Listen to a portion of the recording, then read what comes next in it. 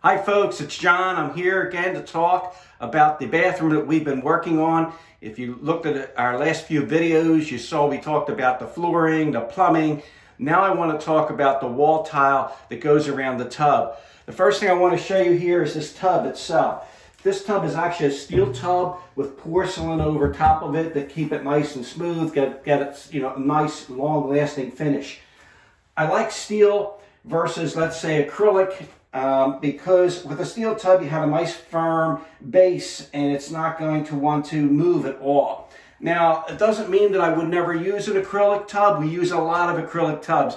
It's just that when you get an acrylic tub, it has to be a high quality that has a nice solid surface on it. And if you do that, the tub is going to not flex, it's not going to crack, and it's going to last a long time. In this case, however, we used a steel tub. The old-fashioned tubs used to be made out of cast iron.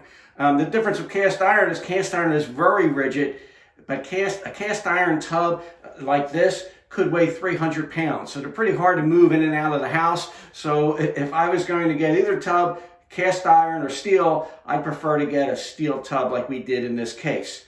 Now let's take a look at the wall. Before the tile goes on, we need to prepare the surface. Now obviously you can see this is not drywall. All the drywall was removed, and what we put in place was called Weedy board. Weedy board is a waterproof underlayment that goes under the tile. Why does it need to be waterproof? Well, let's say that this was drywall, and we actually see that in a lot of cases. People put tile right over top of the drywall. What happens is the moisture in the room will cause the drywall to get wet, and once that drywall gets wet, the tile actually starts to fall off the walls. So you want to use a product like Weedy board. You'll notice this light gray color here. What happens is anywhere there's a joint, we put a sealant. The sealant's made by Weedy board, and that will keep the joints also waterproof.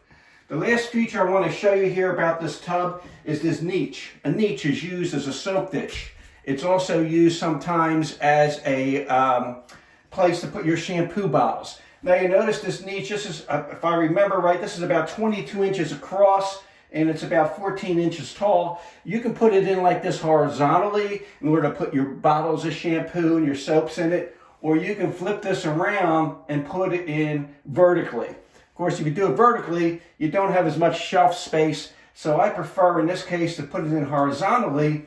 One of the reasons why you may not want to do that is once you do that, you actually need to reframe the framing behind the wall, because wall studs are typically 14.5 inches apart. If you want to go 22 inches, you have to actually cut a stud out, frame it back out again to give it some structural integrity, and then put your niche in here.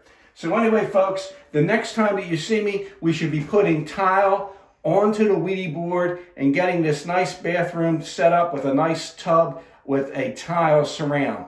Thanks for listening, folks.